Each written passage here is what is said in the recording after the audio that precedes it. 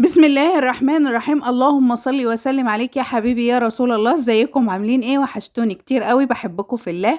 انا عارفه ان انا بطول عليكم شويه عشان انزل لكم الافضل والاحسن عندي.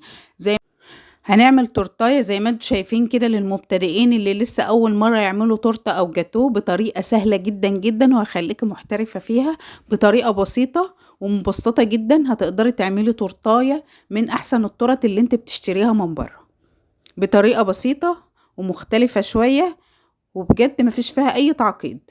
زي ما انتوا شايفين كده معايا 3 بيضات وعليهم معلقة فانيليا سايلة أو بودرة زي ما تحبوا زي ما تفضلوا، وعليها كوباية سكر، وهنضربهم في الخلاط حلو قوي لغاية ما يبقى قوامهم هش وكريمي. وهننزل بكوباية إلا ربع من الزيت، هننزل بيها سرسوب أو حبة بحبة زي ما انتوا شايفين كده. وهنزل بكوباية حليب بعدين خالص لما يندمج ويتقل معايا الخليط ويبقى قوامه كريمي وفاتح. هنزل بكوباية حليب وهضربها ضربة حلوة أوي لغاية اما القوام يتقل معايا زي ما انتوا شايفين كده. وهعاير كوبايتين 2 دقيق بالشكل اللي انتوا شايفينه دوت، ونص معلقة بيكنج باودر، ومفيش اكتر من كده، ورشة ملح عشان تعدلي الطعم السكر بتاعنا. زي ما انتوا شايفين كده هنزل بالخليط اللي احنا عملناه في الخلاط. هنعملها بطريقة بجد في منتهى الروعة زي ما انتوا شايفين كده. انا بقلب بالراحة، بس انا مسرعة الفيديو، بقلب بالراحة خالص في اتجاه واحد علشان الهواء اللي احنا دخلناه في البيض والسكر والزيت بتاعنا ما يخرجش بره، علشان يخلي لي قوام الكيكة بتاعتي هش وطرية زي بتاعت الجاتوهات والتورت. بالشكل اللي انتوا شايفينه دوت القوام بتاعنا جميل جدا جدا، والمقادير مظبوطة على الشعرة. يا ريت نحتفظ بيها او نعملها زي ما هي موجودة كده، او بنفس الطريقة هتطلع معاكي هايلة جدا بالشكل اللي انتوا شايفينه دوت. دهنت الصينية بتاعتي مش كبيرة، القالب بتاعي صغير. دهنته زيت وحطيت ورقة زبدة بالطريقة اللي تفضلوها بالشكل اللي انتوا شايفينه دوت. وهنزل بيه خليط الكيكة بتاعتي او التورتايه اللي احنا هنعملها زي ما انتوا شايفين كده، وهديلها تقليبة وبعصاية شيش طاووق، وهفضل اقلب فيها بالشكل اللي انتوا شايفينه دوت علشان اي هواء او اي فراغات تطلع منها، علشان الكيكة تبقى سمكها واحد ويبقى قوامها واحد. هندخلها الفرن. انا سبتها في الفرن يعني شوية حلوين، فخدت معايا لون بالشكل اللي انتوا شايفينه دوت. هقشرها وهشيل الجوانب بتاعتها بتبقى ناشفة معايا بالشكل اللي انتوا شايفينه دوت. اهم حاجة ان احنا نظبطها. وهقسمها 2، لو انت عايزاها 3 هتقسميها بطريقة احترافية 3 قطع، بس انا حابة ان هي تكون 2 عشان تبقى معايا عالية وقوامها حلو معايا بالشكل اللي انتوا شايفينه دوت.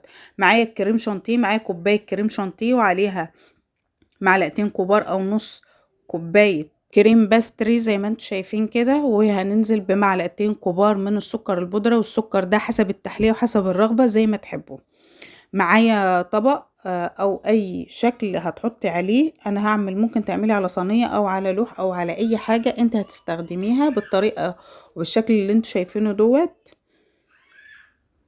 وهننزل بقى بالكريمة اللي احنا عملناها. الكريمة بتاعتي انا خدت منها جزء وخفيتها حبة بساط بجزء علشان ان انا اجلس بيها الكيكة تبقى معايا ماشية معايا على الكيكة حلو.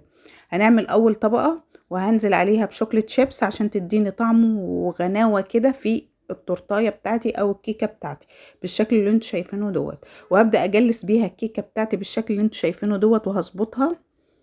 ممكن لو عندك مسطرة ممكن تنضفيها وتجلسي بيها الكيكة بتاعتك بالشكل اللي انتوا شايفينه دوت، او عندك الاسباتيولا ديت ممكن تستخدميها حلوة قوي في تجليس الكيك بالشكل اللي انتوا شايفينه دوت. هنساوي وهنظبطها بالشكل دوت من كل الجوانب، وهننضف الصينية بتاعتي بالشكل اللي انتوا شايفينه دوت.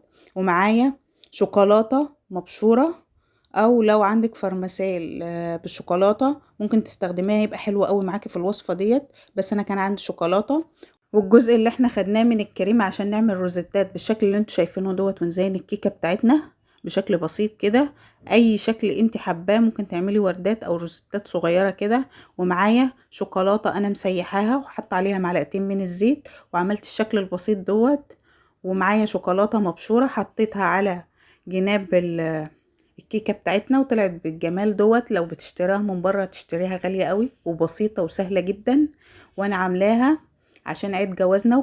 ويا رب العمر كله وعملت لكم حاجة بسيطة جدا ممكن تعملوها في بيوتكم بطريقة سهلة جدا جدا وجميلة، واشوفكم في فيديو جديد ان شاء الله على خير، والسلام عليكم ورحمة الله وبركاته.